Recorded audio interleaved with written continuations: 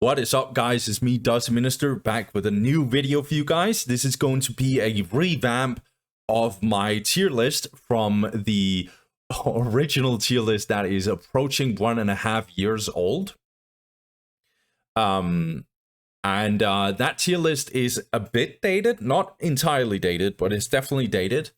And since a lot of you guys are coming into my channel and actually watching that video and kind of getting into the definitive edition with some expectations, I will just say this is going to be the more correct tier list. I have to do this tier list because I feel like a lot of you guys coming in, you are going to see that video, and I will just say it's dated, and I want to get into some more updated takes that I have right now. I've gotten way smarter now, been casting more than 1,000 games at this point, been talking to loads of different pro players, and yeah, we'll get into that. So we're going to use a site called DAOstats.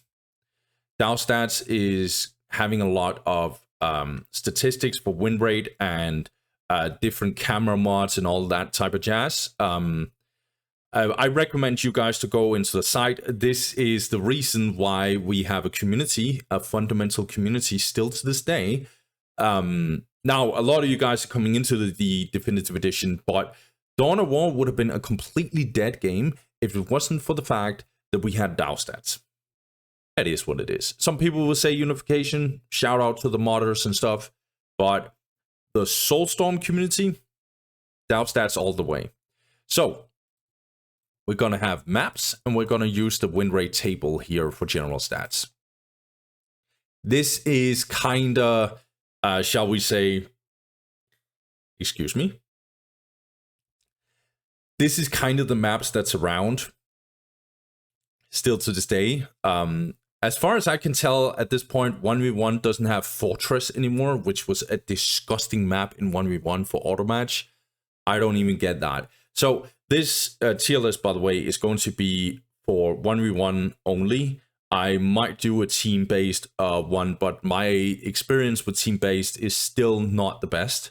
So I don't want to be an expert on that one. Go watch other channels for that. I don't know if there's a single channel that actually has English speaking competence as well for tier lists.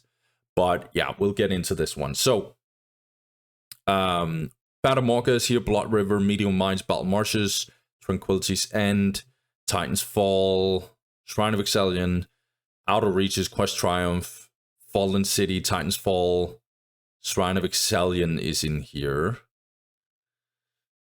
Is there other maps? No. So that is kind of the maps right now. So we can ignore maps like all the remastered versions. We can ignore Deadly Fun Archaeology, sadly, because I think Deadly Fun Archaeology is fire. We also have to ignore Sugar Races and stuff. So, which is sad, which is very, very sad. I hope that it's possible to actually play these maps on the modded version of Definitive Edition, but it is what it is. Let's talk about the maps that's actually here. Why is maps important? Because it's one of my 3 criterias for judging these 9 races that we have down here. So there is 3 criterias. Map pool. And by the way, this is not professional. This is freestyling. I'm just doing this, and I don't hope it's going to be as prolonged as the initial tier list. But then again, I have to explain some few things, so maybe it does anyway. So map pool in auto match, that's all I care about. 2, we got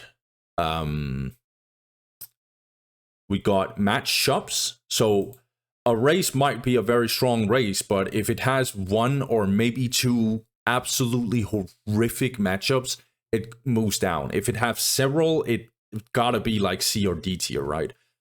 Something along those lines at least. So it's kind of like matchups is pretty important. And then the third one, which is probably the most important, is going to be the actual strength of the race compared to other races in general. So let's get into this one. I'm not going to look as much down or as much up in the camera. I'm just gonna, because I'm focusing right now on what's going on for this tier list here. So gonna use some stats. I wanna talk about this. So I have actually studied statistics in university. Now, not as a I'm not a mathematician, or I'm not a computer scientist or anything like that, but I have been studying social sciences that uses a crap ton of statistics. So I kind of know how statistics work. And if I may be a little out there, I know statistics way more than half of my comment section on the tier list. I'm just sorry. And this is no disrespect. It's fair, because like a lot of people just comment into on my video and just saying, look at the win rate, bro. And I'm like, shut the fuck up, mate. Like, the statistics is, wow, was that offensive? Yeah, a little bit. Statistics is not something you can use to make your decisions. Statistics are there to kind of support or maybe push back a little bit on your takes. Okay? So I made a mistake, and that was basically because I lacked a lot of game knowledge, and still has a lot of holes in my game knowledge, but it's way better at this point. I made the mistakes that there were certain matchups where I just like looked at the win rate, and then I just, yeah, that's my decision. But if you use your own brain cells, you can tell that there's something wrong. For example, season 1, if I only use that and I say any rating, Space Marines has 50% win rate, which makes sense compared to my first video. But with the new knowledge that I have, I can't say the same.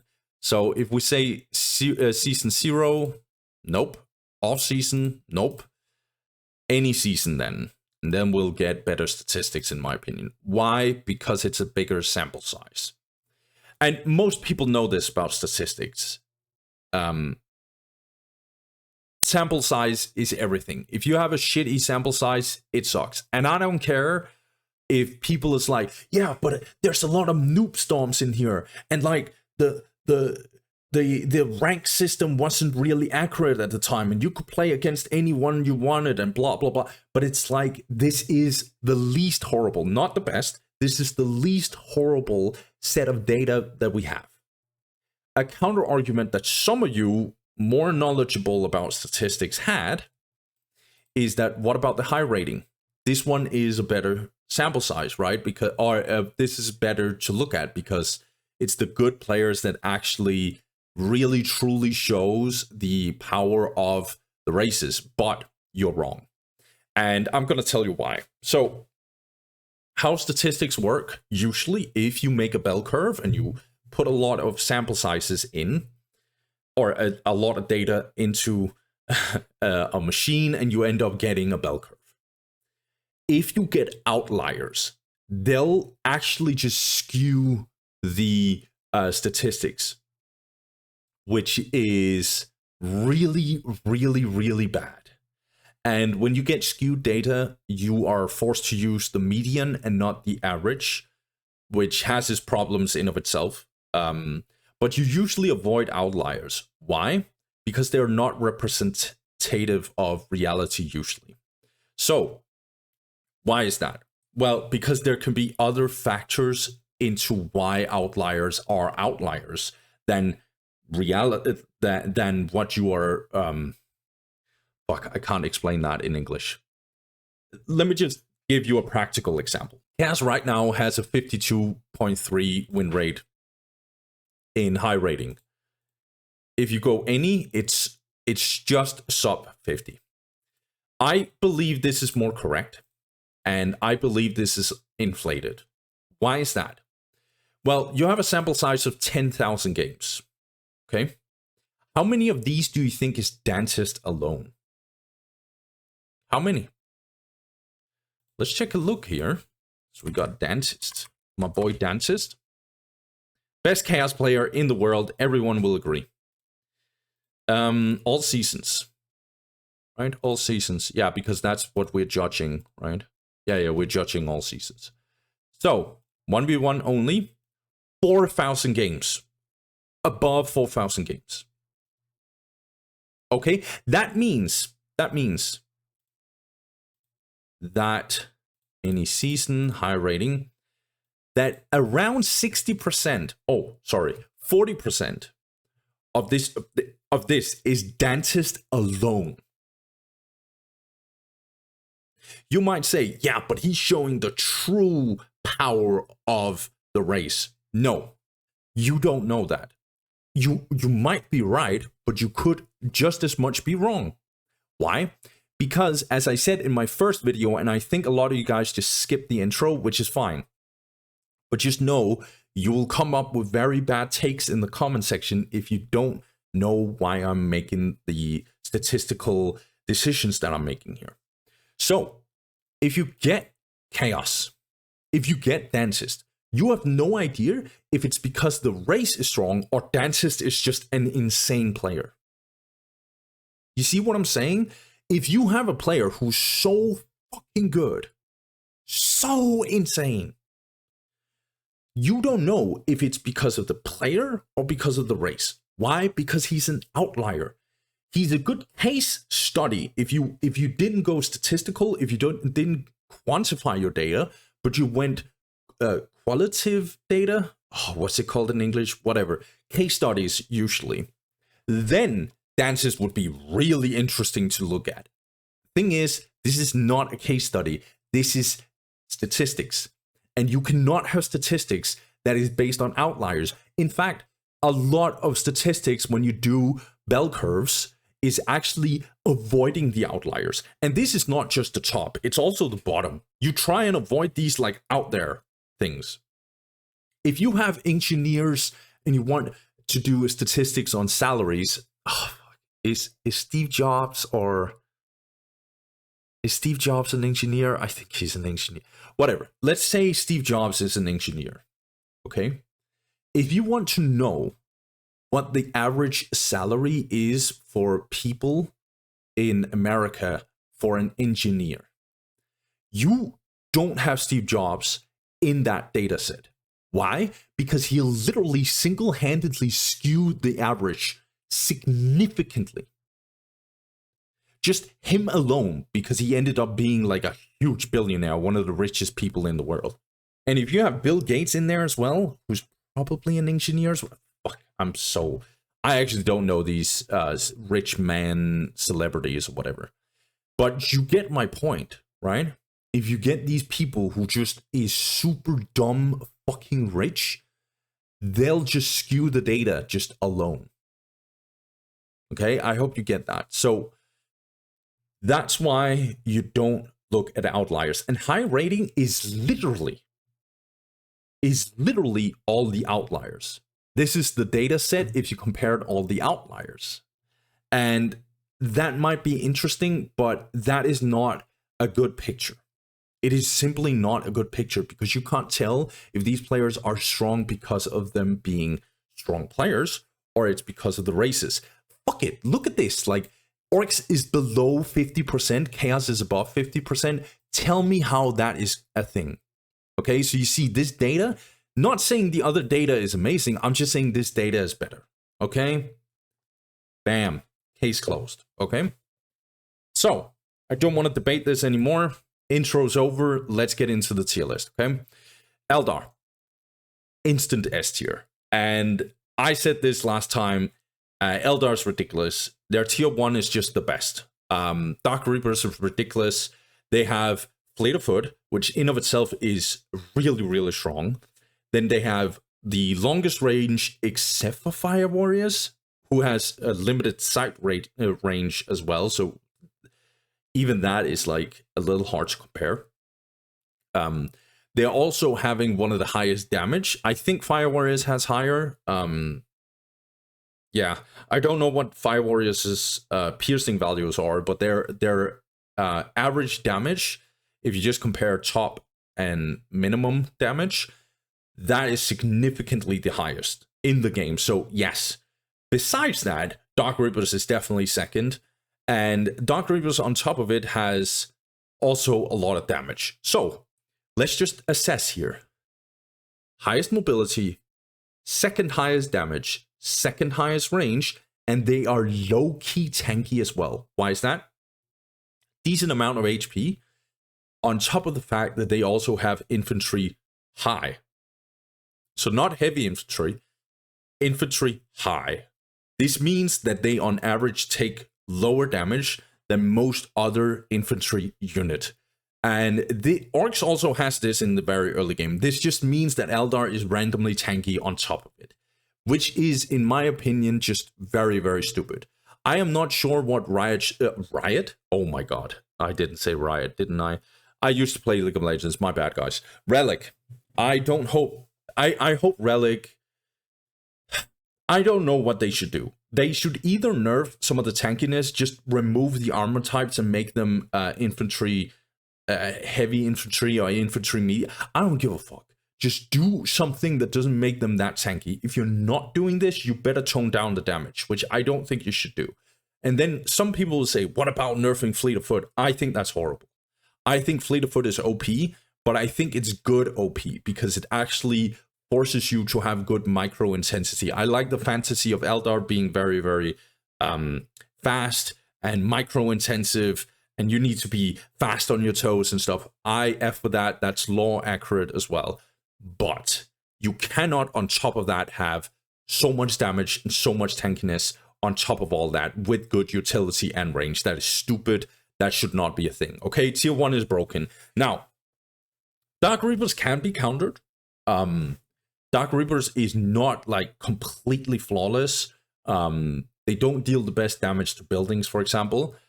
And also, like, there is counters here and there. In fact, for example, Dark Reapers are not having good time against turrets. If you turret rush them, they are kind of in trouble. So, for example, Necrons randomly, you can watch some Bloody Monster games on tournaments. Necrons can turret rush, and suddenly Dark Reapers are a little questionable. Space Marines has snipers. Snipers are pretty good against Dark Reapers, usually. So there are counters-ish to Dark Reapers. They're still the most broken one, for sure. However, the thing about Dark Reapers, in my opinion, is that they are just overall so powerful that all these counters are more like desperate measures to actually deal with them. And on top of it, Eldar sometimes doesn't have to go Dark Reapers. So for example, let me give you an example. Space Marines, they might go snipers, but that doesn't matter if, for example, what's usually happening is Eldar doesn't go Dark Reapers, they go Rangers. And Rangers are one-shotting so many Kappa units. It's like Scouts, they one-shot anything with infantry medium armor. They one-shot fucking Cultists, they one-shot, what is it, like IG units, like Guardsmen and stuff. It's really, really stupid. So, and they usually go Rangers in many, many cases. So I would definitely say that, Jesus Christ, I definitely think that Eldar's broken in tier 1. And then tier 1.5 is one of their few weaknesses because they don't have a tier 1.5. So some races can actually get armory and then get some upgrades, which is tier 1.5 for some of you newer viewers. But it still doesn't change the fact that, like, their tier 1 is so strong that it can actually compete with some people's tier 1.5. And so people have to all in, which is risky because it's so expensive that if Eldar gets tier 2 and you have been all inning on tier 1.5, they'll probably win, which is problematic as hell. And speaking of tier 2 for Eldar, it is so disgusting. As soon as they get their upgrades, it gets really bad. They have the best optics in the game, maybe except for Tau, who has the advanced pulse rifle. But other than that, range optics so ridiculous. They improve the range and the damage even more for every single range unit, which is fucked up and is ridiculous. Their HP upgrade is stupid. I don't get why Eldar gets these broken upgrades. Their vehicles are not the next level best thing I've ever seen in the world, but it does what it does, and it does the job. Falcon is good, especially when you get Fire Dragons, who, by the way, in of itself is fucking broken. And Falcon can just backdoor with Fire Dragons, and it's very, very hard to play on certain maps like Titan's Fall, Battle Marshes, even Outer Reaches. I could keep on going. Jumping maps, just in general, really, really strong for Fire Dragons, Falcon plays. Wraith Lords are pretty good. Because they are the alternative to Fire Dragons if you just want to go for vehicles with AV, and infantry with AV anti-vehicle is for Fire Dragons on top of it. So Fire Dragons really, really strong with Wraith Lords, and it's depending on the enemy's army composition. So if you want vehicles, you can get Wraith Lords. If you want infantry, you can get Fire Dragons, simply put. So just in general, pretty good tier 2 units. And then we get to tier 3 and it gets even more ridiculous when you get optics and even more HP. It's so stupid. It's so stupid. Seer Councils, it's just dumb. What are the weaknesses of Eldar? Well, tier 1.5 is definitely a weakness. And let's talk about maps. So for Eldar, there's some bad maps. There are actually bad maps for Eldar. So for example, let's get this. Battle Marshes is a good Eldar map, but at least there is some terrain in there that actually makes it a little hard for Eldar. So if you have jumping units, it is definitely a map where you can at least like sort of compete with Eldar. Oh, I didn't even talk about Wraith Tomb. Oh my god, that is one of the most disgusting things ever in the game. Relic, please fucking nerf Wraith Tomb. If not, just remove the ability altogether. It's basically just stunning buildings for 15 seconds. 15 seconds. What the fuck is that? Oh, I'm swearing too much. Yeah, what is that? So yeah. And that's the problem on Battle Marshes. It's very easy for Bone Singers to just teleport all over the line of the middle line here. Just stun the building of the HQ of the opponent, and suddenly you have a blocked tier 2. And yeah, you can go ask especially Necron players how that feels. What else? Titan's Fall, not the best Eldar map. Same situation as Battle Marshes. A lot of jumping units, very big map. So Eldar doesn't get the same impact for Fleet of Foot and stuff. So Titan's Fall, not the best Eldar map. Outer Reaches is actually a pretty bad Eldar map. One of the main reasons is because of heavy cover. Eldar only has range units. Yes, I know Howling Banshees is a thing. Don't go Howling Banshees, okay? Just don't. They are a very niche unit that only works in very, very specific cases. For example, in the Necron matchup against Wraiths. But Outer Reaches is a bad map because it has a lot of heavy cover, and Eldar has only range units, so there a lot of heavy cover is really good against ranged units, obviously. And also a huge amount of jumping terrain. And Eldar doesn't have any jumping units, so that's why Outer Reaches is really, really good. Quest Triumph, kind of the same story, but not to the same extent. It has light cover, a little bit less intense, tight terrain and stuff, but Quest Triumph is still a pretty, I wouldn't say a bad Eldar map, but it's definitely a map that Eldar can suffer on. Fallen City, not the best Eldar map either.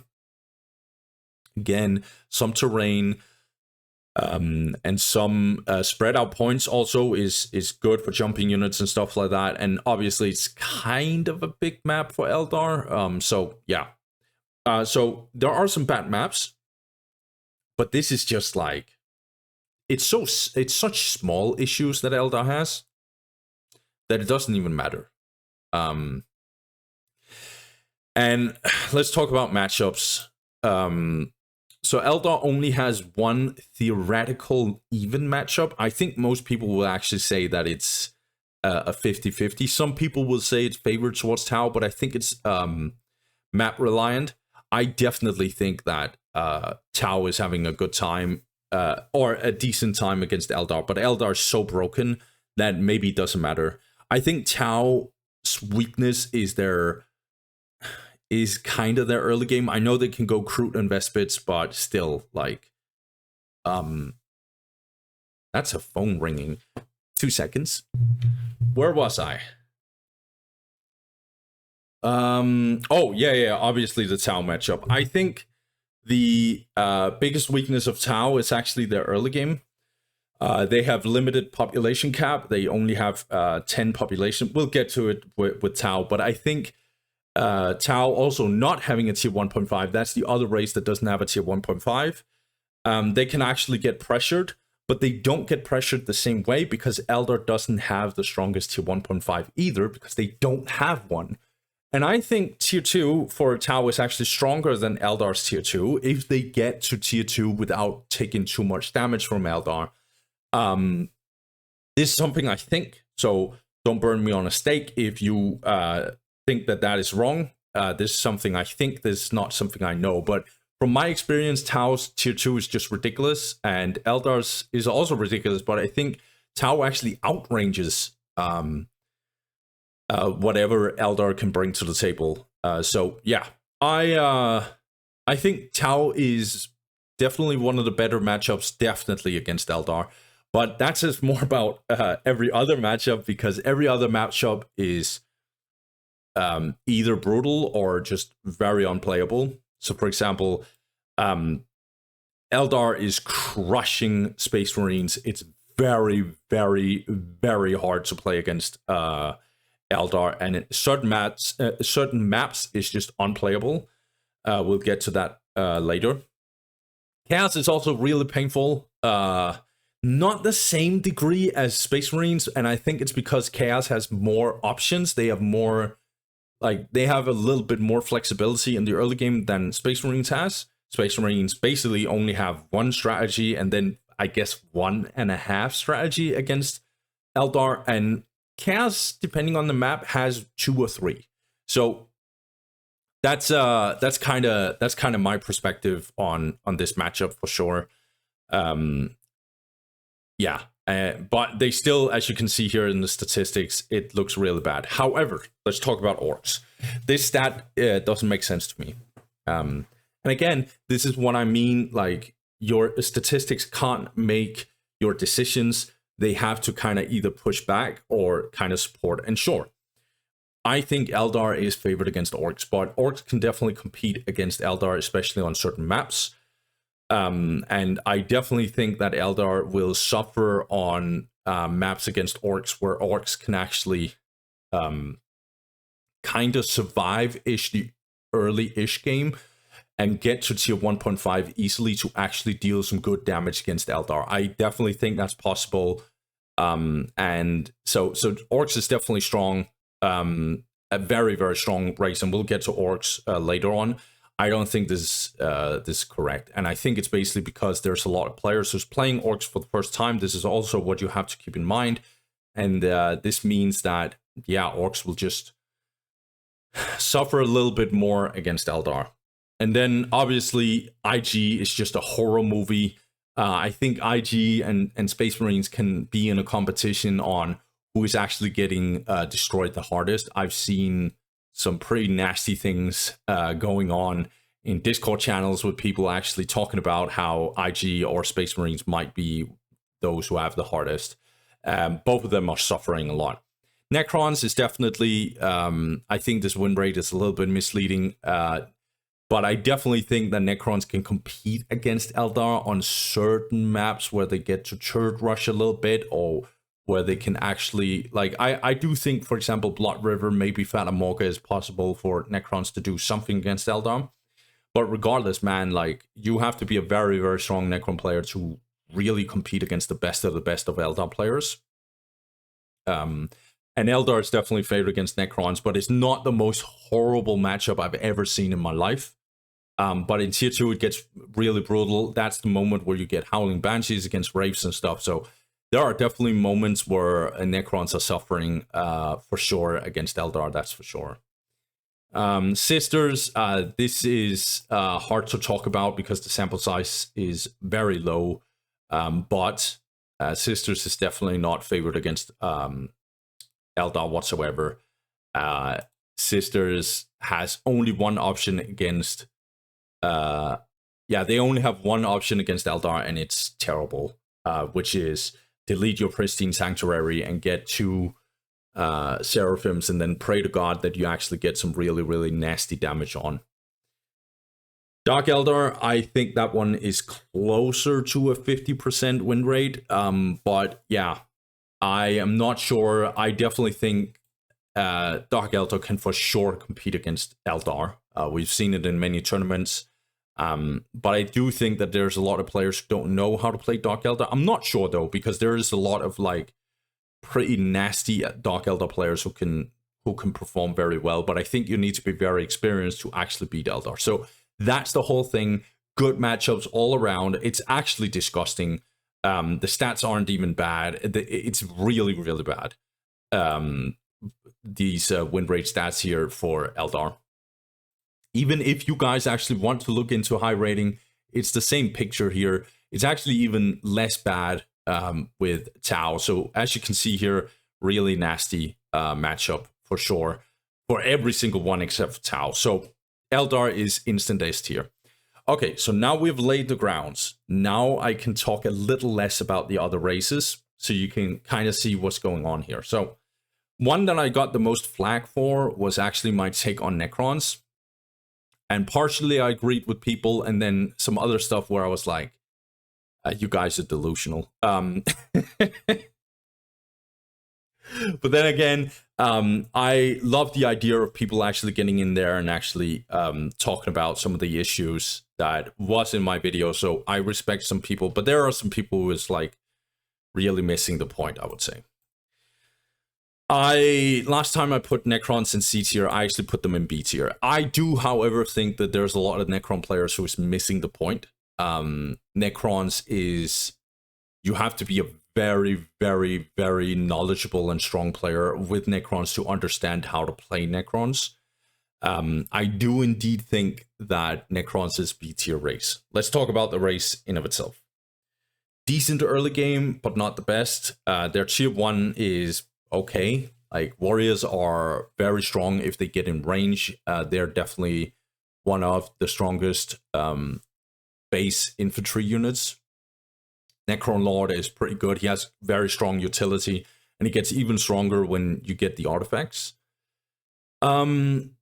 I do believe that Necrons is good in tier 1, but where they really truly shine, in my opinion, is when they get tier 1.5. They can spam Flayed Ones if they want. They can do some very, very, very disgusting stuff with Necron Warrior upgrade, Disruption Field. So when they hit tier 1.5 and you're not ready for it, they are going to put you into some really, really, really disgusting submissive move, and you're locked in, and it's going to be very hard to actually get out of it. So you have to be prepared for a very, very nasty push that will happen if Necrons go for Necron Warrior spam and then into some Flayed Ones. Usually you see Necrons go for a plus 70, and then they go tier 1.5 push. Sometimes they spam Flayed Ones, but most of the time they only get 1 or 2. And then they transition slowly into tier 2 from there. They might get an extra generator, so they approach plus 80, but they usually don't get plus 80 before going tier 2 themselves or hitting tier 2. So Necrons, they have some strategies that is definitely interesting. They can also, as I talked about, turret rush, which you have to know what you're doing. I would definitely say that. Necrons tier 2, they can rush tier 2, which is also a thing. If they know that what they're doing, they can get Immortals and Wraith spam. Necron Lord gets some artifacts, and in certain cases, it's a very, very nasty Necron Lord that can do some disgusting things. I definitely think he has too much anti-range utility. We'll get to that when we talk certain matchups.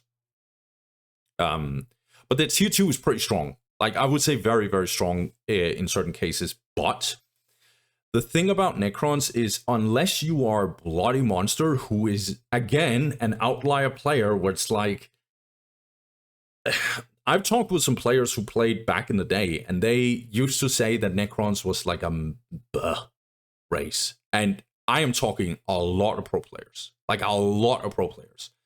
And Bloody Monster came into was late 2020, early 2021, and he just completely revolutionized how you play Necrons. And there are very few players still to this day who can actually copy what Bloody Monster did. So you have to be very, very strong with Necrons to actually truly understand how to play them. And I will also say that is the thing, is that do keep in mind that Bloody Monster is a very, very special player, and he's an outlier player.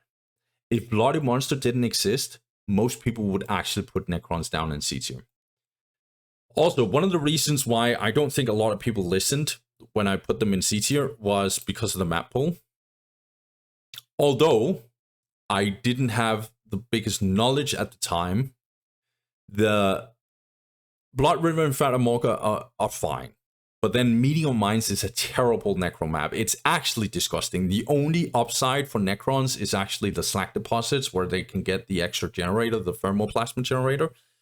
But it's still 5 points, a lot of heavy cover. Necrons doesn't get the benefit of heavy cover. Then they have Battle Marshes. Battle Marshes is a really, really good Necron map. I would say top 4 Necron map for sure. I didn't know that at the time. So Battle Marshes is pretty good.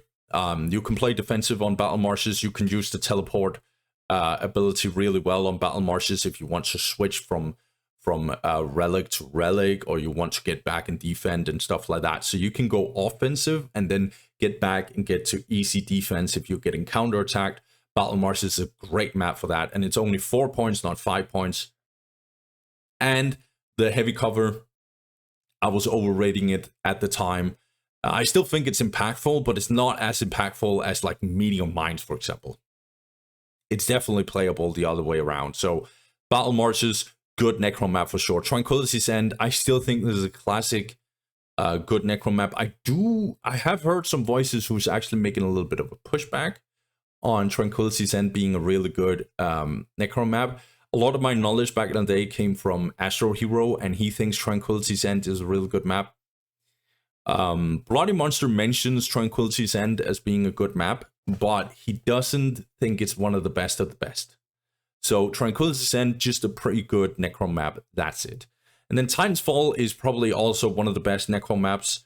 Same reason with Battle Marshes, but it's an even bigger map. And again, the teleport here is very important for Necrons, and it has thermoplasma generators, but very crucially, no heavy cover. There's literally none, right? Yeah, there's no heavy cover. And there's no light cover either. So really good Necron map for sure. Shrine of Exelion, terrible Necron map. So you see, there's some bad Necron maps. Like Outer Reaches is bad. Quest Triumph is a nightmare. So you see what I'm saying here? There are some bad Necron maps. And I think that actually weighs them down a little bit, because the meta is important in talking about Necrons. For example, we can talk about Francia's Demise, the old Bloody Hell. We can talk about Velvet Duress. Velvet Duress does not get played anymore for very obvious reasons. Terrible map. So there are some very, very good Necron maps, but they're not being played. That's the very abusive Necron maps. So as I've said here several times, there are some bad Necron maps, and there are terrible Necron maps. You need to keep that in mind when you're judging Necrons. Then let's talk about matchups. Necrons has some bad matchups. They have a bad matchup against Space Marines. If you're a good Space Marine and you know how to play against Necrons, you will do a lot of damage against Necrons. You can scout rush them, force them to build a turret. You can get into tier 2, and then you usually win if Necrons doesn't already put some pressure on you. If Space Marines gets into later stages of the game, and this was ludicrous when people said this in my last tier list. No, guys, Necrons tier 4 does not win against Space Marines tier 4. It is a ludicrous statement, and I honestly think what you're gonna, like, sure, we get the Deceiver. Deceiver is good, guys. Monolith, good. Okay, really good. But this is 1v1. This is not team games, okay? You will not get into a situation in tier 4 where, like, orbital bombardment alone will destroy all your generators. Okay? Land Raider has really, really good weapons specifically against Monolith. Even Skull Probes. If you spam Skull Probe, you can perma-stun the Monolith. And you might say, yeah, but the Monolith is going to destroy the Skull Probe. What's it going to do when there's like a billion Skull Probes against it? We are in tier 4. There's probably double globals. So yes, that is an investment that's possible. We have Terminators. We have Word of the Emperor. That ain't no way that Space Marines loses tier 4. Period. Okay? It's not happening. If both players are hitting tier 4 and Space Marines are not way behind, Space Marines will win in tier 4. Period. Okay? And Space Marines also, just in general, can win against Necrons. I think the only downsides for Space Marines, and it is a very real downside, is tier 1.5. So that is favored. Not like ridiculously favored matchup, but is favored towards Space Marines, which is a very bad sign. And we'll get to Space Marines later on because Space Marines, not the strongest race in the world. So Necrons, they are not favored against Space Marines. Kind of the same deal with Chaos. Chaos actually has a pretty good tier 1.5. They'll still lose against Necrons, but they have a better tier 1.5 than Space Marine. And they can also put some nasty pressure on. I do think that Chaos doesn't have the same impact in the later stages of the game. And I do think Necrons can actually win against Chaos in tier 4. However, don't burn me on a stake because I'm not too sure about that one. I've definitely seen Dances do some nasty stuff against Necrons in tier 4. But again, that's Dances. I think this is close. I think Space Marines is more favored against Necrons, but I'm not entirely sure. Orks is definitely favored against Necrons. Orks just has too many good things against Necrons specifically. Tier 2 is good. Tier 1, they can put a lot of pressure again on Necrons. Certain maps are completely unplayable for Necrons to play against Orks. So Orks, good pressure. Orcs can do some good backdooring with Storm Boys. Their tier 2 is pretty good against their vehicles. Just in general, Orcs pretty good against Necrons. And Orcs will also win tier 4 against Necrons. So Orcs is even better. And Orcs is a very, very strong race as well. Eldar is favored against Necrons as well. So you can kind of see the matchups. Like, you see what I'm saying? Like, it's not that Necrons is a bad race. You just can't say that they are some next level race. It's not happening, guys. Also, IG, I think this might be a little inflated. I've seen some debates, but I think the overall take is that it's favored towards Necrons. I think tier 1 and tier 1.5 for Necrons is too strong against IG. IG has to capture some extra points, I think, and maybe do some turret rush as well. IG has some upsides maybe in tier 1 actually, but tier 1.5 is brutal. I think IG gets some opportunities in the later stages of the game, but it gets a little tricky for IG because they have to either go grenade launchers or they have to go for what are they called? The tanks, the chimeras and stuff. And it depends on what Necrons is going. And usually IG can read that. They can probably be like, okay, looks like he's going Necron Warrior spam. Chances are he's probably getting some upgrade for these Necron Warriors, and therefore I need to go for grenade launchers. Okay, looks like he's kind of scaling to tier 2. I need to get chimeras because he's probably going for some Wraiths. So that's kind of the thing about IG, but certain Necron players will not give you that info. AKA Bloody Monster, who's just going like a couple of Necron Warriors and then maybe a Flayed 1 or 2. And then IG might actually not know what is going to happen, and suddenly there's a tier 2 and you're going for grenade launchers. So can be a little hard for IG for sure. Tau is... This is the thing though. Tau is getting destroyed by Necrons. I've heard some few people not say this is a favorite matchup towards Necrons. It is definitely a favorite matchup towards Necrons. It is disgusting. Wraiths are countering everything that Tau has. And Necron Lord is just, he solar pulses, he has phylactery, he has phase shift, he has healing and regen for days. Necron Lord is broken against Tau, period. And like, Immortals one-shot Devilfishes. It's very hard to stop a decap from Necrons because stealth teams aren't the best, blah, blah, blah. It's really, really, really bad for Tau. I think it's only in the later stages of the game, very later stages of the game, that Tau actually has some opportunities against Necrons. And yeah, Necrons is just so disgusting. So, against Tau specifically. I could keep on going. Tier 1.5 is... Necrons probably has the strongest tier 1.5, and Tau has no tier 1.5. So you can kind of see how everything... The deck is just stacked against Necrons. Or against Tau, I should say, for Necrons. So that is a disgusting matchup. I do think, actually, as far as I understand, that Sisters is a 50-50, maybe slightly favored towards Sisters. I think Sisters can go for Celestian Rush on certain maps. We've seen that. I've seen Bloody Monster lose against, what is it? Pristine Sanctuary and the, what is it called? The Convent. And then getting a Generator, which is kind of a greedy move for Sisters, but on the right map that can actually work. And then you get tier 2 Rush, and then Celestians are real good against Necron. So even Bloody Monster can actually lose in those situations. I do think it's a 50-50 though, because I don't think Sisters has the best late game, and we'll get to Sisters later. Dark Eldar is definitely favored against Necrons. I don't think this is true. 52.8. I don't think that's true. Dark Eldar is definitely a very, very strong race.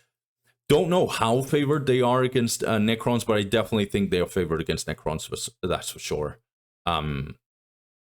Yeah, that's my opinion about Necrons. I think they're B tier, because overall, they have some very, very favored matchups, and then they have some bad matchups. They have some bad maps, good maps on top of it. Like, it's very balanced. It's just the spread, like the weaknesses are pretty big of Necrons, but then the strengths are very, very big as well. Or upsides and downsides, I should say. So B tier for sure for Necrons.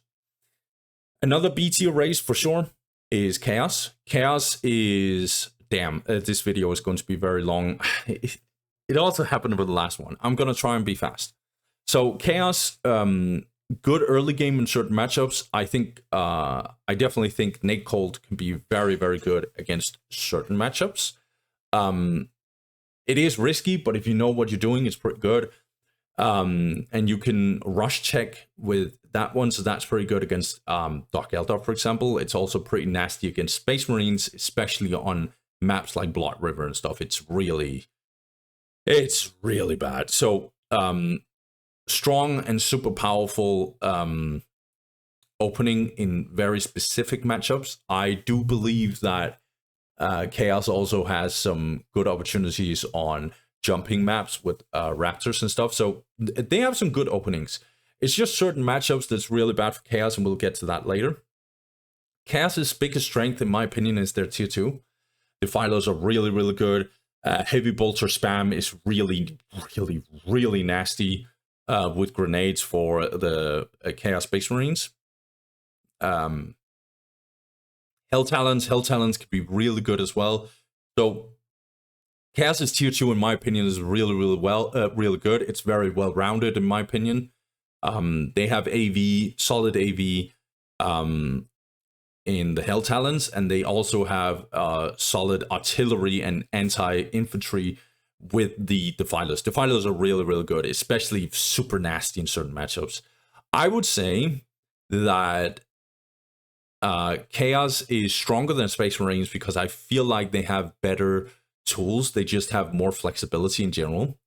Some of the weaknesses of Chaos is definitely when they are...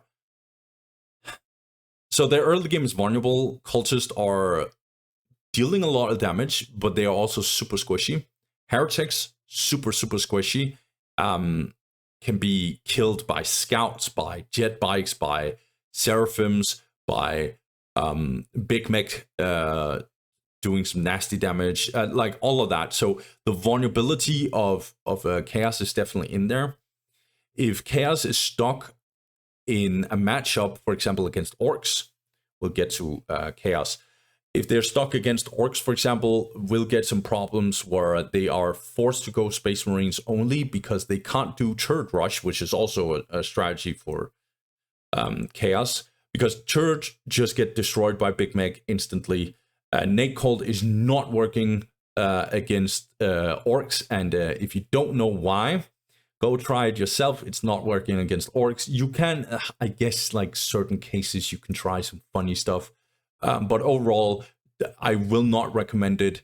Worst case scenario, they'll probably just get orcs can just transition into tier 2, and it's very close to being over.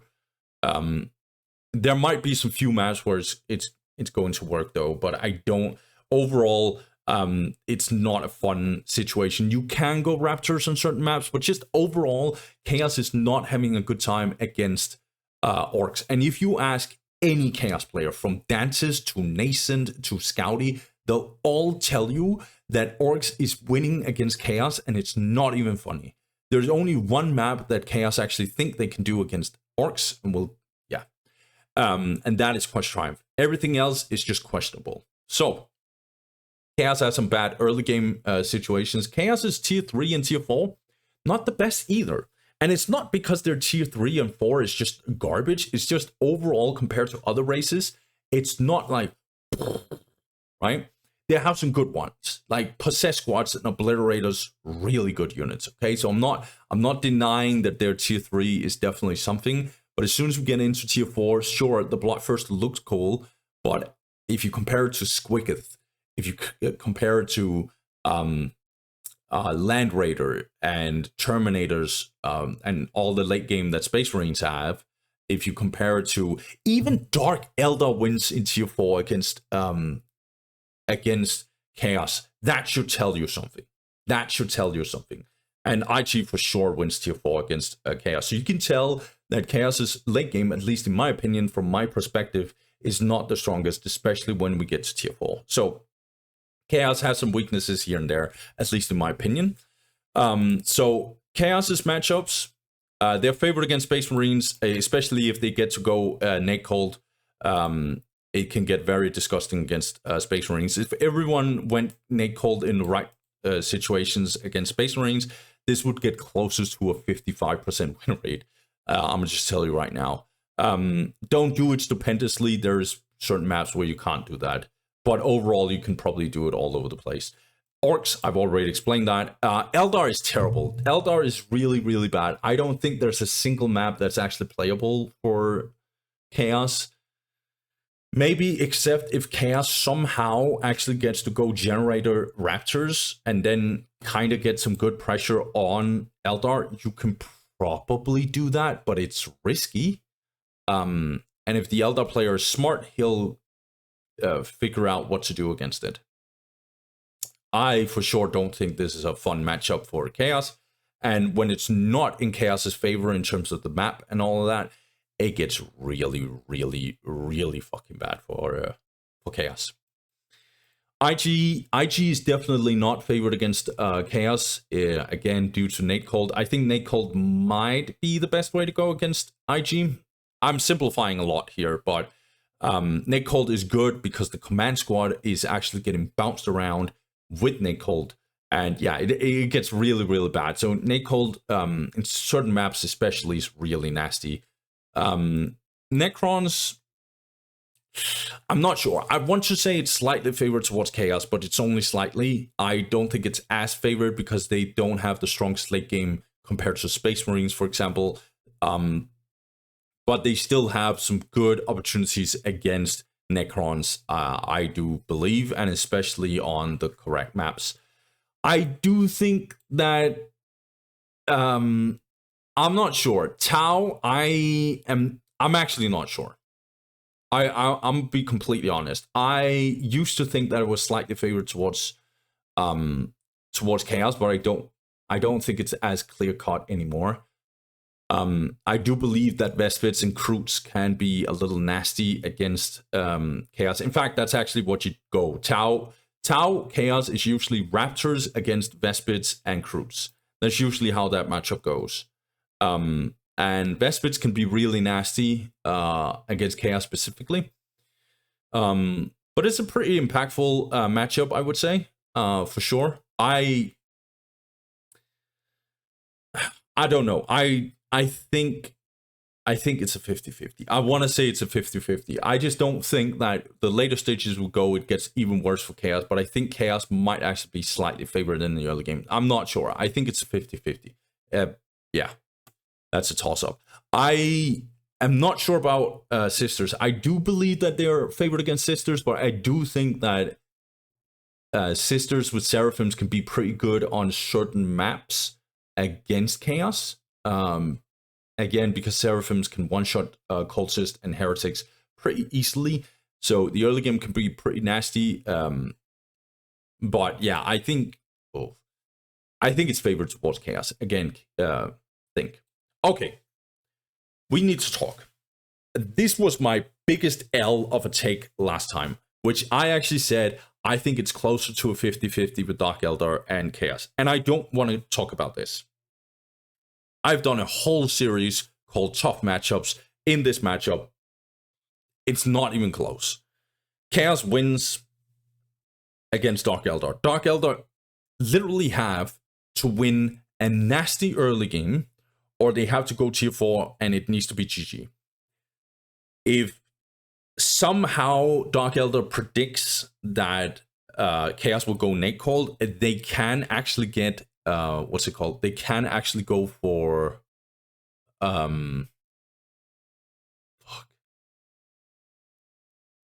if Chaos goes for Nate Cold and Dark Eldar sees it coming, they can go for Stealth Mandrake. So that, which is a counter because Chaos does not have a stealth detection in that case, and then Chaos is like, damn, where's my stealth detection?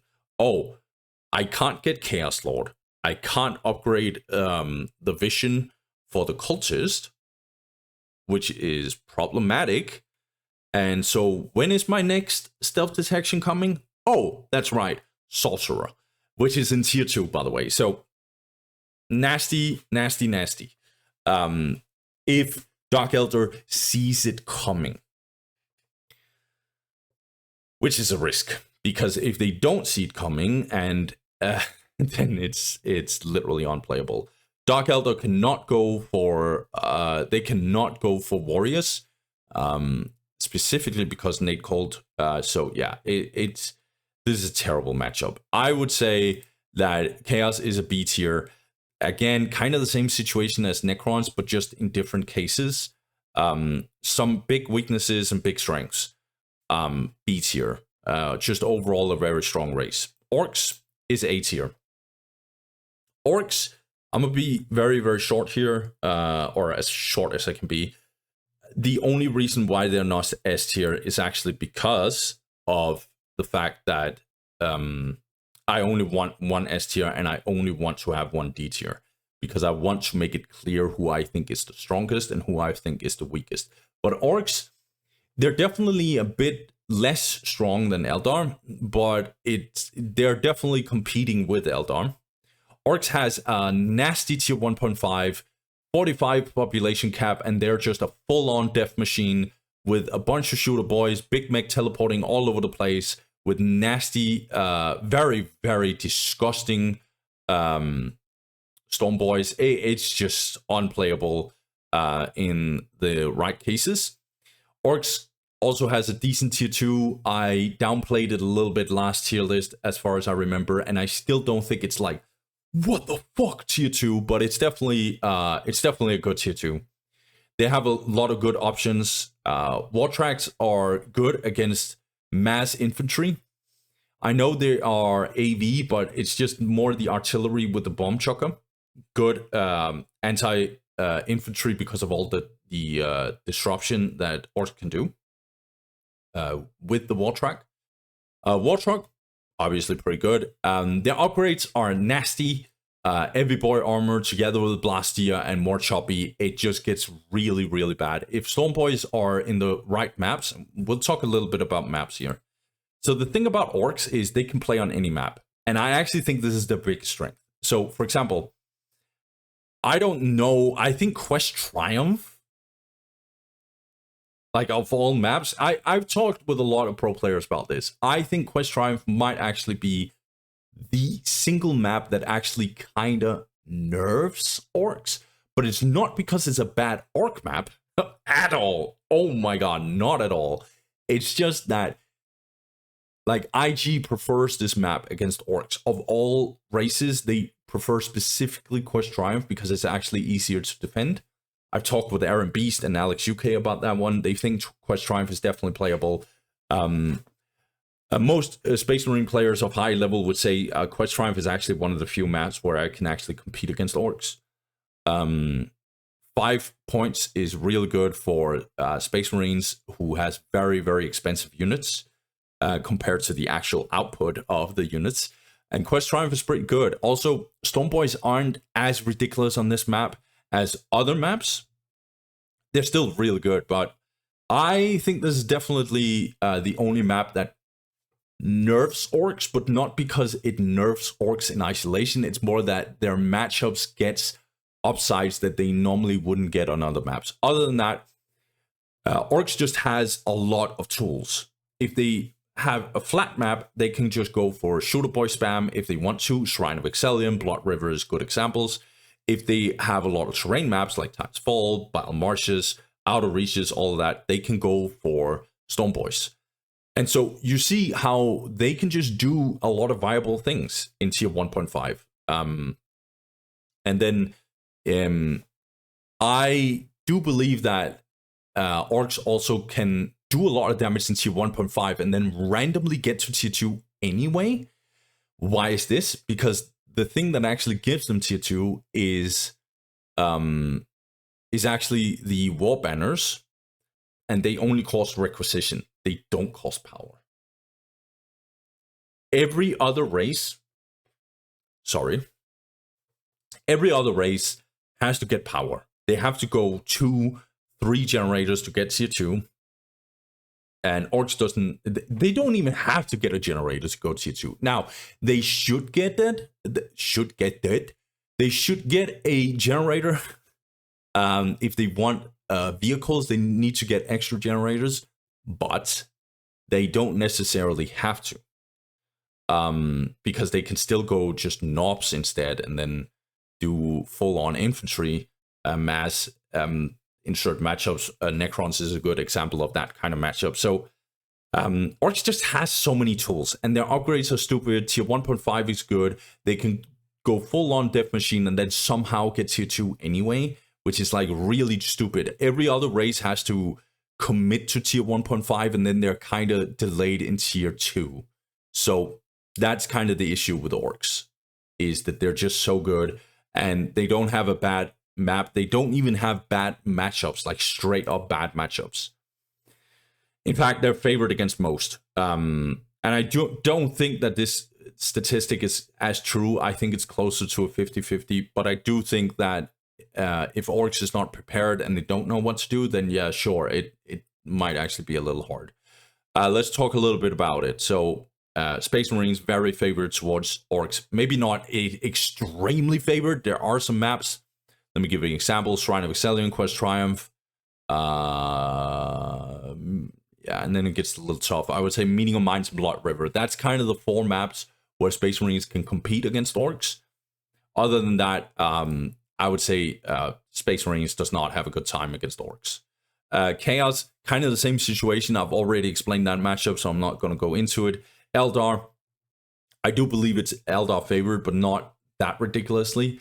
IG is definitely suffering a lot against Orcs, because IG has this issue that if Orcs goes tier 1.5,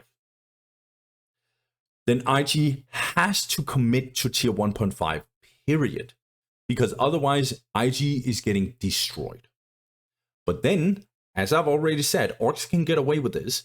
IG has to commit, and they stay tier 1.5. Orks somehow get tier 2 first, and then it's just GG. If Orks do the other way around, they put a lot of pressure, but then they go tier 2 first. And then suddenly you end up in a situation where IG maybe thought a tier 1.5 push was coming, but then instead vehicles happened, and then you're like, okay, GG. So IG has a lot of suffering against Orks. I think the only maps where IG can play is, I guess, Blood River. Yeah, Blood River is probably the only IG favorite map. Then we get Quest Triumph as well. And Battle Marshes. That's kind of what IG players usually tell me. That's the 3 maps they want to choose. And then it gets a little tough from there. Then they'll probably say Shrine of Ixalion. Maybe Fata Morga. You know, like these kind of maps here. As soon as it gets spread out points, it's just GG for IG. Menial Mines, Titans Fall, Outer Reaches. It's really bad for IG. So that is Orks favored. Necrons, as I've already explained that matchup, I think it's favored towards Orks. Tau gets beaten by Orks, and I think it's obvious. Tau has no tier 1.5. Orks has one of the strongest tier 1.5. And Orks just ties up everything that Tau has, and Tau has to hold on to dear life. There are certain maps where Tau can go Croots and Vespids, Outer Reaches, Battle Marshes, those kind of things.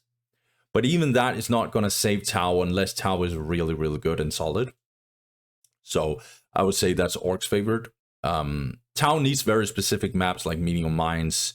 And even Menial Mines is bad because Orks is really good on Menial Mines.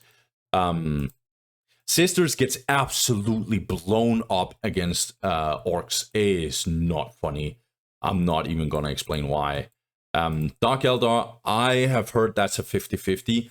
Master Yoba, of all people, who is the best Orc player we have right now, maybe of all time, actually thinks that it's Dark Eldar favored. Most other Orc players actually disagree with him, but Master Yoba's, you know, you have to respect Master Yoba because he is the best Orc player in the world. And Dark Eldar is definitely a disgusting race. And yeah, so I would probably say that's a 50-50. So Orcs, really strong. No big weaknesses. No bad, horrible map. Orcs just really good. A tier. The only reason why I couldn't put them S tier is just because Eldar is fucking broken. Period. Okay, Tau. Tau is B tier. I used to say they're C tier, and I think they are. I think they're B tier now. What convinced me was that I kind of ended up seeing what this race potentially can do. And I know I said about outliers and stuff, but you still have to keep in mind that it is possible for Tau. This is the same argument I made with Blood Monster. It's definitely possible for Tau to actually perform, spoiler alert, on certain tournaments.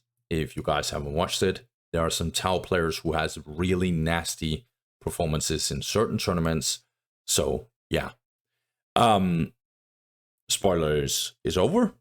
Tau, I think they have very obvious weaknesses. I think Necrons is way too strong of a matchup against them. Tau, let's actually talk about it. So I've already mentioned this. Tau's tier 1, not the best. They have some moments where Vespids and Croots can give them some early game advantages. And I think their tier 1.5 is the worst because it's not existing. But then on top of it, unlike Eldar, their tier 1 is not the best either. And a lot of races can just mass against Tau because Tau does not get improved population cap before tier 2. And so you can imagine against a lot of races, they'll just increase the population cap and suddenly Tau is actually in trouble because they cannot match the amount of brutal pressure towards them. And so you end up getting a situation where if Tau doesn't hit tier 2, it might actually be over. Oh, it's probably definitely over. So if Croots and Vespids doesn't cut it, and we are not playing Medium Mines, Tau is in trouble.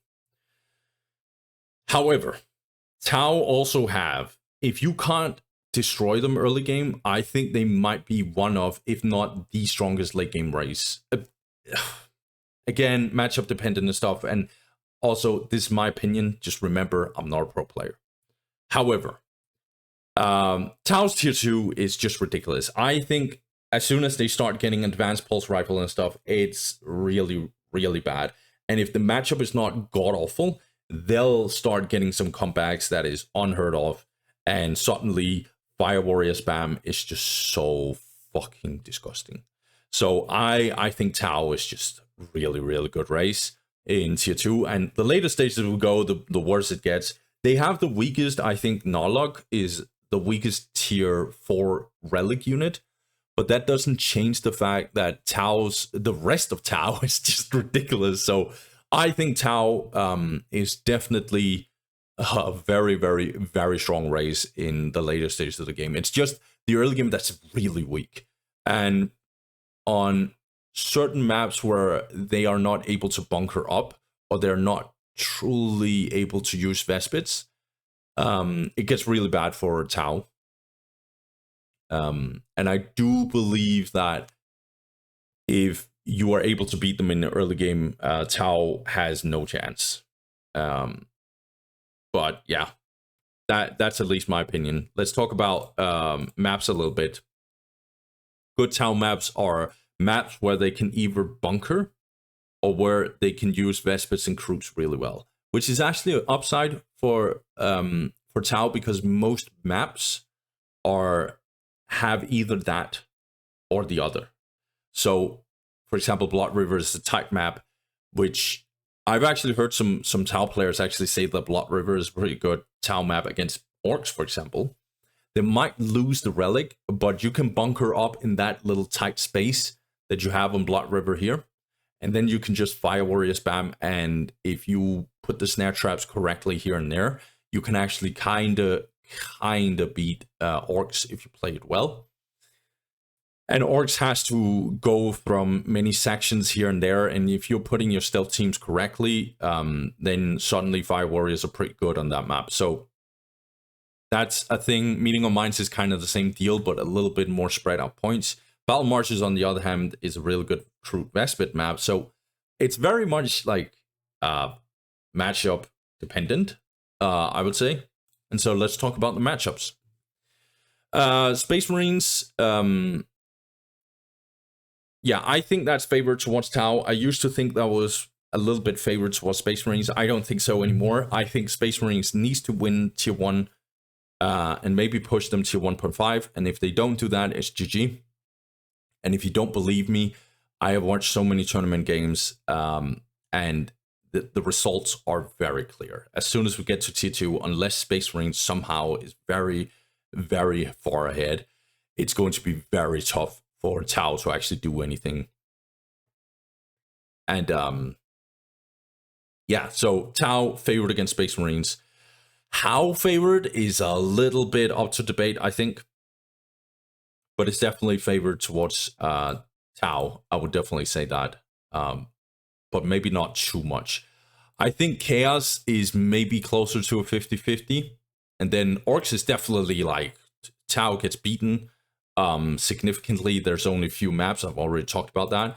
They win against Eldar, or at least it's a 50-50, which is huge. Like, this is an S-tier race. Like, Eldar is S-tier, so there's no way that Tau can be in the low end, because they are actually potentially beating Eldar, and especially on certain maps.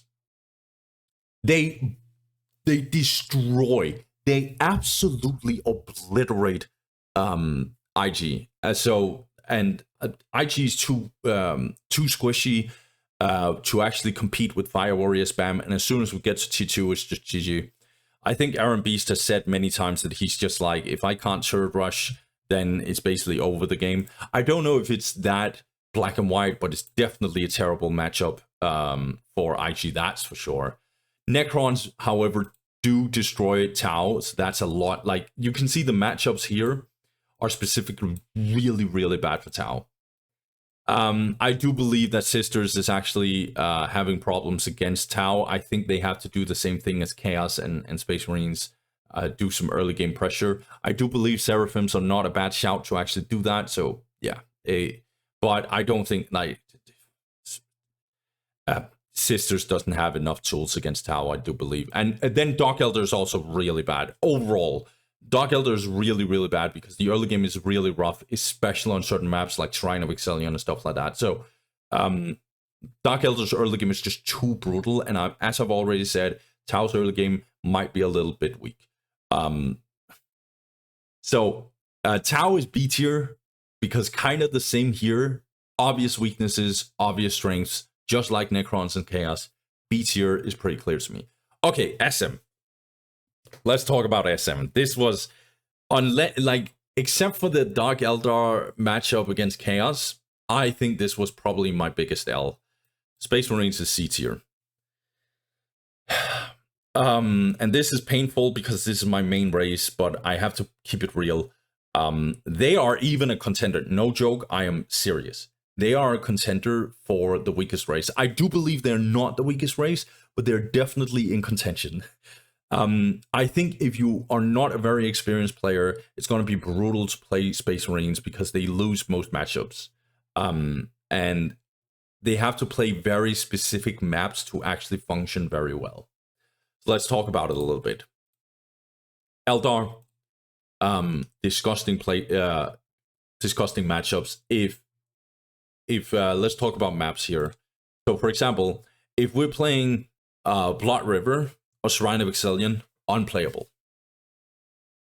Because there's only one truly good strategy against Eldar, and you can question whether or not that is even a good strategy. It's more that it's the least horrible strategy, which is Assault Marine build order against Eldar, where Assault Marines can actually do some pretty good early game harass, especially on jumping maps. So that's why Shrine of Excellion and Blood River sucks, because Assault Marines on these maps are not good. So what does Space Marines usually do? Either they go Space Marine mass and like weird turret brushes, or other than that, they'll just go some wacky ass stuff with like, or not wacky, they'll go 4 scouts and then they'll early game harass them. Or maybe they go a generator only and then like 6 scouts and just rushes Eldar, which usually goes wrong, by the way, and then transition into snipers. And if Eldar is smart, they'll just be like, okay, no problem, I'll just go Farseer. So horrible matchup. The good maps ish for Space Marines is Outer Reaches, Quest Triumph, because it's jumping map. Other than that, it gets really, really freaking bad. I'm not gonna lie, I guess Balmarsh is maybe Titan's fault. Not Titan's fault. I think it's probably only that. And it's because it's really bad Eldar maps overall in the grand scheme of things. This is the worst Eldar maps, and it's the best Assault Marine maps at the same time. So that's why Outer Reaches and Quest Triumph and stuff like that is kind of playable for Space Marines. So, favorite towards Eldar for sure. Chaos versus Space Marines. I've already said that. Nate Cold against Space Marines can be really, really bad. I think Space Marines has some upside-ish in the early game because Chaos has some vulnerabilities against Scouts. That's very fast. But Chaos can usually handle that with Cultist. And yes, Force Commander going first in with Force Commander against Nate Cole can be really good, but Force Commander is literally the only thing that Space Marines has. Okay, Orks has other things. If Orks can just go Big Mech, and then on top of that, Storm Boys, and teleport in with Shooter Boys and stuff like that. Space Marines has Force Commander, and that's it. So that's kind of the situation. Chaos is definitely favored against Space Marines. And some people will say, what about later stages of the game? Like Tier 2, for example. No. Tier 2 is actually favored to Chaos, in my personal opinion, because Hellion is literally countering land speeders. We've seen this several times. If you watch my matchups, Chaos versus Space Marines, whenever I cast that on this channel, Hellions are really good against land speeders. Hellions are just really good against what Space Marines can bring in tier 2. Space Marines tier 2 is usually the strongest of Space Marines, except for tier 4, which is very, very strong, by the way. But in tier 2, what makes Space Marines really strong in tier 2 is actually their vehicles. But Hellion is really good against all the vehicles. And they almost one-shot land speeders. They are really good against land speeder tempests.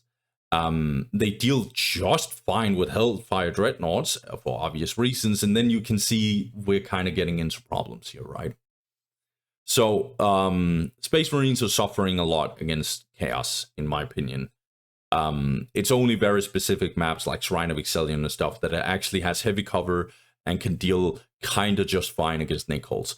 Other than that, terrible matchup. Or bad matchup, I should say.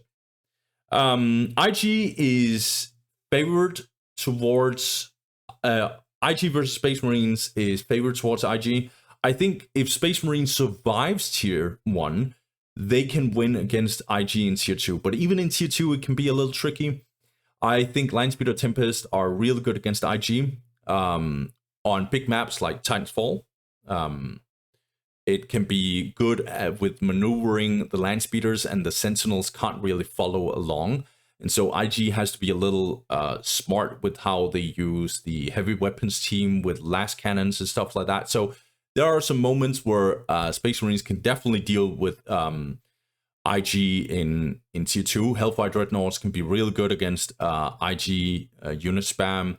Rocket launches can be good against the vehicles and stuff. So I think Space Marines is favored in tier 2, but it's not next level. I think the only moment where I actually think, and this might be a shocker, I think tier 4, Space Marines can literally compete against, is probably the only race in my humble opinion, maybe except for Tau. I think Space Marines could definitely compete in tier 4. One thing I will say about Space Marines is that if they get to tier 3 and 4, they start being really strong. Orbital Bombardment, Terminators, late game abilities like Word of the Emperor, Predator is a really strong tank. Like, I can keep on going. Space Marines tier 2 or tier 3, really strong. Tier 4 with Land Raider, really, really good. So they can actually compete. And the Land Raider, as far as I understand, that's also my own experience.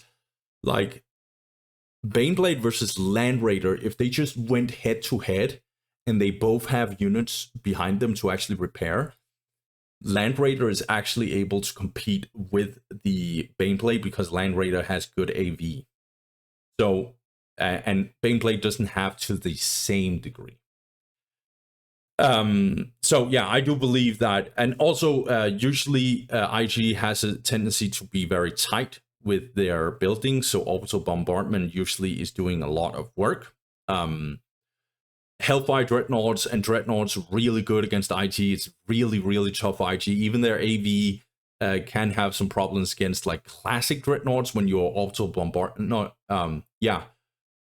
Doing the transportation in the air orbital relay thing with the deep strike with the Dreadnoughts. So you can definitely do something in the later stages of the game against IG. Although IG, I would say, is stronger in tier 4, I will just say Space Marines can actually compete against IG. It's just the early game that's problematic. I've already explained Necrons against Space Marines, not the best for Necrons. I've already explained the Tau matchup. Sisters of Battle, in my opinion, is easy for Space Marines. Space Marines, all they have to do is go for 4 scout build order. That's usually what you do, and then you harass sisters. And that opening will work every single time against sisters, because sisters will either do one or two things. One, they'll Seraphim rush you, and that's good. You just try and run around, and then the Seraphims will try and hunt down the scouts. Yes, the Seraphims are good on the move, but they still don't kill scouts, who's also pretty fast. And as long as you just keep them alive and maybe reinforce them here and there, you can actually buy a lot of time, and suddenly the Seraphims are not in your base. right? And scouts are really good against the missionaries. So missionaries are in trouble against scouts for sure. And you just keep on piling good damage. You keep on the pressure on sisters, and you get in with the force commander. Suddenly you get some Space Marine squads that's actually stronger than the Seraphims in a straight 1v1. So yeah, suddenly Space Marines are actually on the ass of sisters. You might say, what if they go flamers then? That's it. You still go for 4 scouts, and then you just go snipers, and it's GG. So, in my opinion, this is definitely a Space Marine favorite matchup. However, Dark Eldar is the most disgusting matchup for Space Marines by a freaking mile. Because unlike Chaos, their turrets doesn't really deal damage against jet bikes. Space Marines has to do some wacky ass stuff. They either have to try and go generator and bunker up, which will not work in the long run. As soon as Dark Eldar hits tier 2, they get the optics for the jet bikes and stuff. It gets really, really bad. And just in general, the sheer amount of just damage from Dark Eldar is just too much. Or Space Marines has to do some wacky ass stuff. They have to go Assault Marines and then stun with a Skull Probe to surround the jet bikes to actually destroy the jet bikes. And then, oh my god, this matchup is so bad. Oh my god, and every single thing works against Space Marines. Maybe Hall of Blood is probably the worst opening against Space Marines, and that still works. Infiltrated Mantrix against Space Marines. Yeah, this matchup is terrible. So you can see they have some really bad matchups. And they also have very few maps where they are actually competing against most races. Space Marines usually have to do a guessing game as well in the early game. What is the opponent going? Maybe I should do this opening and this opening. And just in general, Space Marines has weak tools in the early game. Space Marine squads are very much, they have good numbers, but they just don't have the best in anything. They're not the best in range, not the best in, just in general, the amount of utility. Like, units has longer range or is faster in general. So the lack of sheer utility of the Space Marine squads is just bad. They get outranged by a lot of things. They get outmaneuvered by a lot of things. And Space Marines' maneuvering ability is probably their biggest weaknesses, because they have to like predict where the enemy is going, and sometimes they have to put skull probes out to actually know where people are going. Because their Space Marine squads is just having to run slowly from place to place. They have to be in the right place at the right time. Blah, blah, blah. Horrible. Okay, so in my opinion, Space Marines in the weaker side, which is painful. The only race that I think is weaker is Sisters. Because unlike Sisters, or unlike Space Marines, Sisters late game is not impressive. I know Celestians are pretty good. Tier 2 for Sisters is really good with Celestians, but it's just like, is that the best you got? Like, their tier 1 is questionable. I know Seraphims can be good, but as I've already stated a couple of times, if Seraphims doesn't do the job, which sometimes actually happens pretty occasionally, actually, it's not working. Like, Seraphims are, and you commit so much. You have to delete your Pristine Sanctuary and then rebuild that? Nah. And then on top of that, their battle sister squads are not dealing nearly enough damage. Their upgrades in the later stages of the game are not the best either. Same with Space Marines, by the way. Space Marines upgrades are questionable. Yes, they get a lot of HP, but the sheer amount of damage, they get out-damaged like against a lot of other races just in late game because they don't have the best optics. They don't get extra range. They get 8% extra damage with their optics both of the times, where other races gets like 15 and 20%. You can see the problem here, right? So Space Marines, yeah, optics are really bad. But Sisters has the same problem. And if Sisters go Battle Squad, not the best, right? They don't deal that much damage either. They have to go Flamers, and Phosphor Grenade is good. But as I've already stated, pretty easy to counter. Orks can overwhelm them with Storm Boys. Sniper's really, really nasty against Sisters for Space Marines. We could just keep on going. Nate Cold is also real good for Chaos against Sisters of Battle. I would assume that, right? Oh, I might take that one back. I think Sisters, just in general, their tier 4 is questionable as well. Jesus Christ. I know the Living Saint might be the coolest of all the tier 4 units, but it's one of the weaker ones for sure. That's at least my opinion. I think the only ones that is questionably weaker is Dark Eldar's tier 4 unit, the Days of Destruction, and then what's that unit called? Narlog, Greater Narlog from Tau. But then Tau and not Dark Eldar, but then Tau has other tools at their disposal than Sisters does not even get close to having. And Sisters, they just lose steam in a later game. Even their early game is not that good. You see in most tournaments, people don't go Sisters. I think it's only Nameless and then Scouty from time to time who go Sisters. And they'll have some good performances, but it's not nearly as impactful. Where Space Marines, they actually have some high highs. For example, Space Marines, if they overwhelm you in the early game, they are very, very close to having you in a headlock because it's just too much sheer raw power. It's just the utility of the Space Marine squad is really bad. So that's kind of the thing I will say about Sisters. So in my opinion, Sisters is just the weakest race. And if we go to stats, we can probably look at that a little bit here. They lose against Space Marines. I've already explained that. I would assume the same with Chaos. Orks is horrible. It is unplayable, I would almost say. I don't think there's a single map where Sisters can actually win against Orks. No joke. Sure, but that's a player thing. It's not a race thing. Again, all of these things is my opinion. Eldar is favored towards Eldar. Oh, that's right. I used to hear a lot that IG actually had some problems against Sisters, and I think it's because the Celestians are pretty good against the vehicles.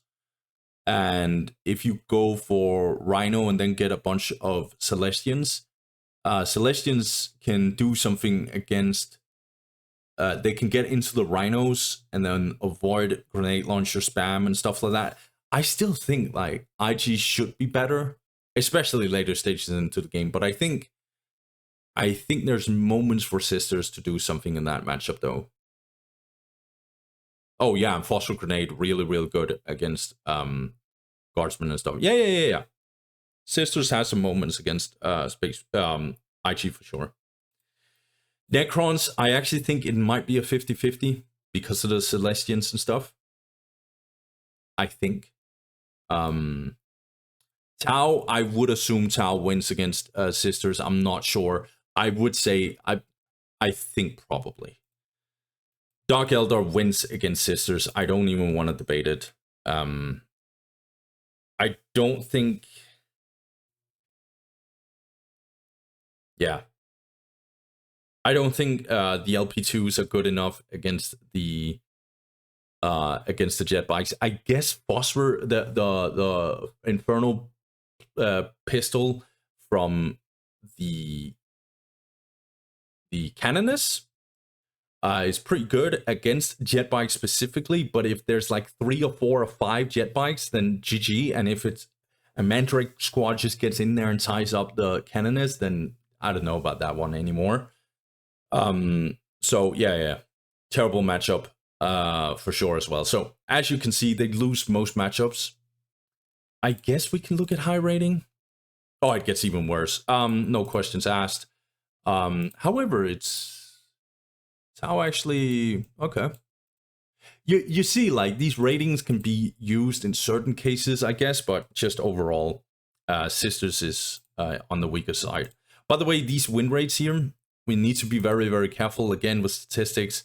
For example, Space Marines is the most played race in the game together with IG. Therefore, they also have very low win rates. So just always keep these things in mind. I know Sisters is higher win rate than both of them, but I'm going to just tell you right now, it's not real because because Sisters also have a small player base. I think it's the smallest except for Dark Eldar, and there are some very, if you are a Sisters player and you have a lot of experience with Sisters, you kind of know what's going to happen, and you kind of know what you're supposed to do. And also, certain players are not used to play against Seraphim Rush because it's kind of a little bit of an abusive tactic. But I think it's good that they can do it because they need something like that. But it can be very overwhelming if you don't see it coming and you don't know how to counter it. It gets really, really, really bad for it gets really, really bad for the opponent who is playing against Sisters. So I think Sisters is the weakest race. That's my opinion. Yeah. Dark Eldar. Okay. Dark Eldar is interesting. I think they are undeniably the third strongest race. So I'm gonna put them A tier here. Okay, so there's actually some players, especially Master Yoba, who actually thinks that Dark Eldar is stronger than Orks.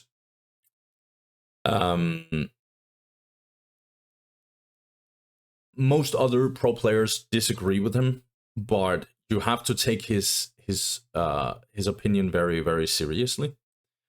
I do believe that Dark Eldar is super, super strong. So their early game can be so nasty against certain races. If you can't handle the jet bike situation, it gets really, really bad. Certain maps is almost unplayable. The best Dark Eldar maps are Battle Marshes, Titan's Fall, where is it? Outer Reaches for sure.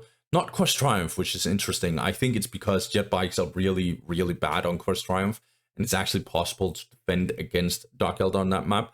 I'm not sure. I would assume that most players say the Quest Triumph is one of the worst Dark Eldar maps for sure. And I think it's kind of the same deal with Meeting of Minds. Most people will say that's not a good Dark Eldar map. So a lot of like jumping, you abusing jet bike speed very well kind of maps are good. If you can go Hellions can be very useful against certain races, and they're really good on jumping, spread out points maps as well. So that's the best Dark Eldar maps, and they are playable, and they are a part of the auto match. They are a part of the auto match kind of. Damn, I'm getting tired here. This is a very long video. I'm sorry, guys.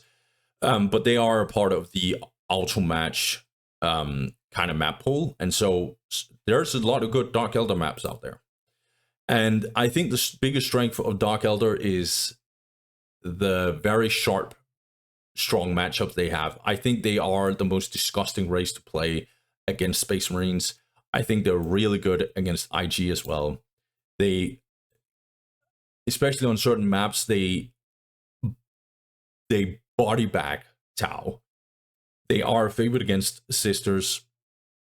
I think the only races that can actually compete against Dark Eldar is Orks. And if you ask Master Yoba, he thinks that this is Dark Eldar favorite.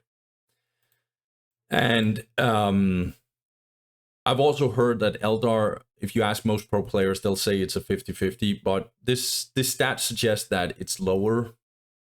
I'm not sure. I do think that Dark Eldar has some good weapons against Eldar for sure.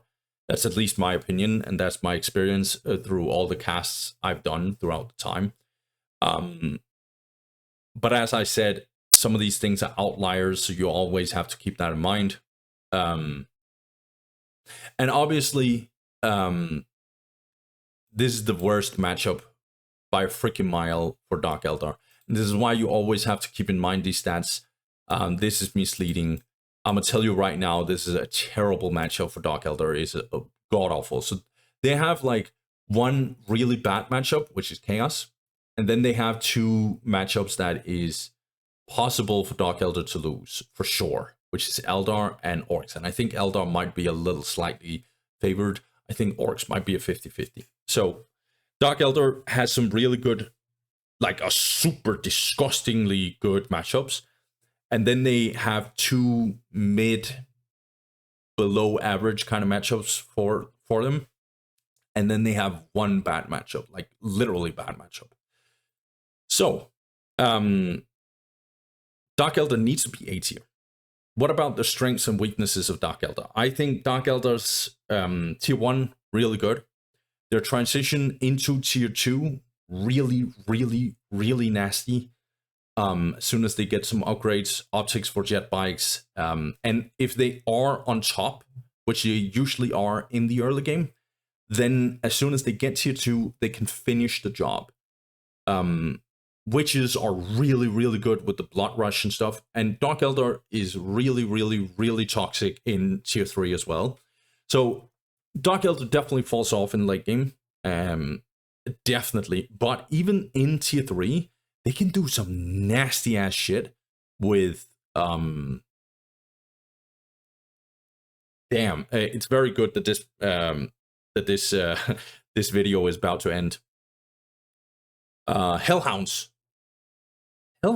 Warp Beast. There you go. Jesus Christ. Warp Beast together with witches are just so disgusting because they can just one-shot an HQ, or not one-shot it, but destroy it in like 6 seconds or something. If you use the Dark Eldar ability on top of it, which is called Corrosion, which will increase the damage taken. And so Dark Eldar can just get in there and you don't see them coming. They just do a little bit of a backdoor and suddenly your HQ is gone.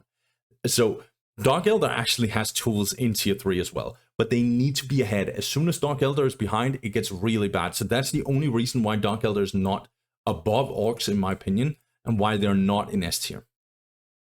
So, and by the way, we'll switch this around so you can actually see my actual ranking. But I think Dark Eldar is definitely A tier. Some pro players, namely Master Yoba, thinks that it goes like this. I think I'll put it here.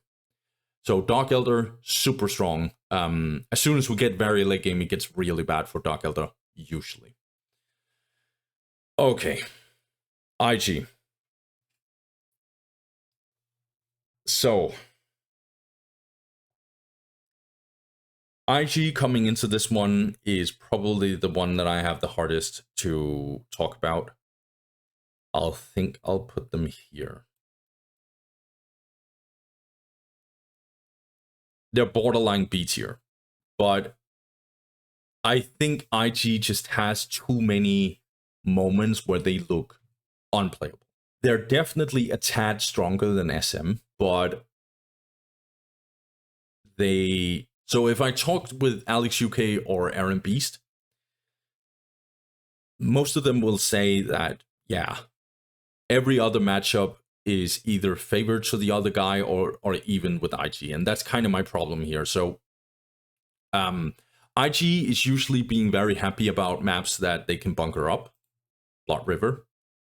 And Battle Marshes. They can do it on Battle Marshes.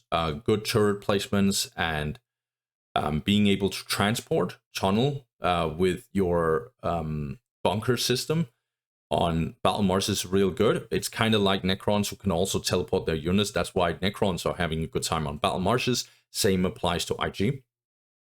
Fallen City is kind of in the same vein here, a little bit. So yeah, IG has some opportunities on these maps for sure. Quest Triumph, same deal. So as soon as IG can kind of bunker up-ish, IG has a good time, even in some of the worst maps or matchups. However, that falls apart as soon as we talk Titan's Fall. As soon as we talk like even Outer Reaches. As soon as we start talking Tranquility's End, which is not a horror show of a map for IG, but it's definitely not a good map either for IG. It's kind of in the middle of the road. Or even if we go lower down, I actually forgot about Emerald River, which is a super good Dark Eldar map, by the way, which is god-awful for IG. So spread out points is not good, Meeting of Minds is actually a questionable IG map. I used to think otherwise, but IG has a problem on this map because they have to go 3 guardsmen in order for them to actually get all the points that they want. And if early game harassment happens to them, it gets a tiny bit bad. Also, I don't think the Force Commander has the same opportunity, or not, Command Squad has the same opportunities on Meeting of Minds, because he actually has to walk a big distance between the bases to actually get in there and do some damage. Also, if he gets deep into the enemy base, can be a little risky. So I would say that there might not be the same opportunities for IG on this map. So you can see IG has some problems on certain maps. Let's talk about matchups. IG is definitely favored to Space Marines. I've already talked about that. Not favored against Chaos. I've also talked about that. I've also talked about the Orc matchup. And Eldar is god-awful for IG. IG gets melted by Dark Reapers. IG suffer even against Rangers unless they get Psychers.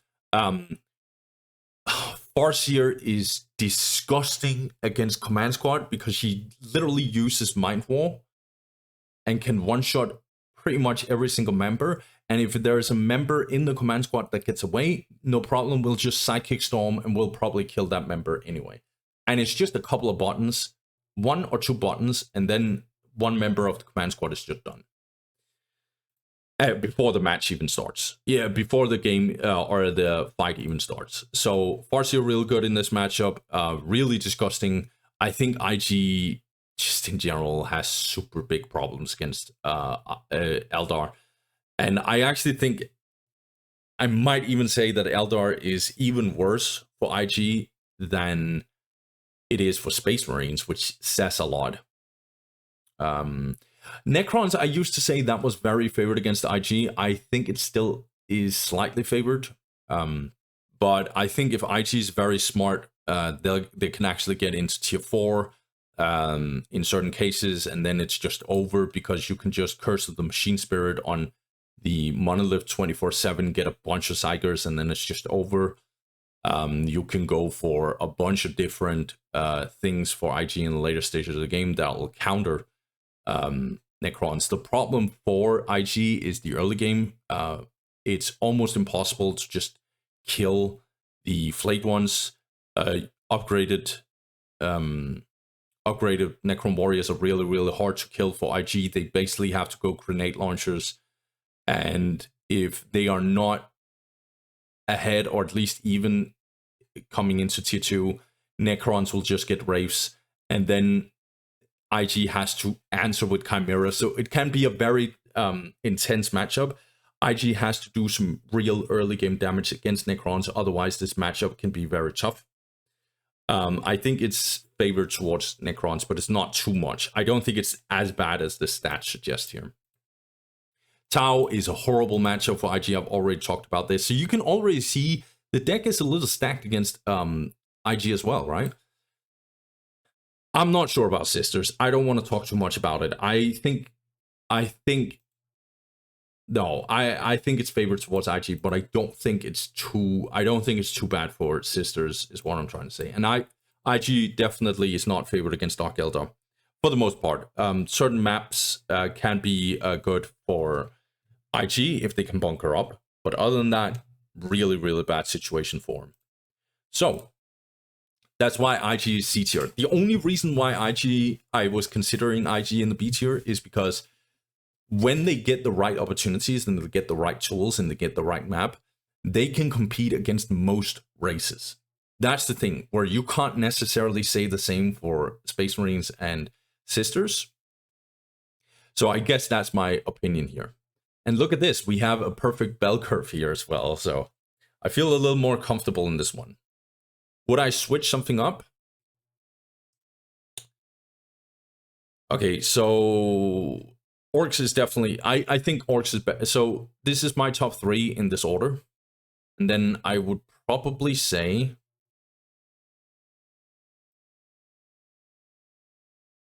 I actually think Necrons is my number 4.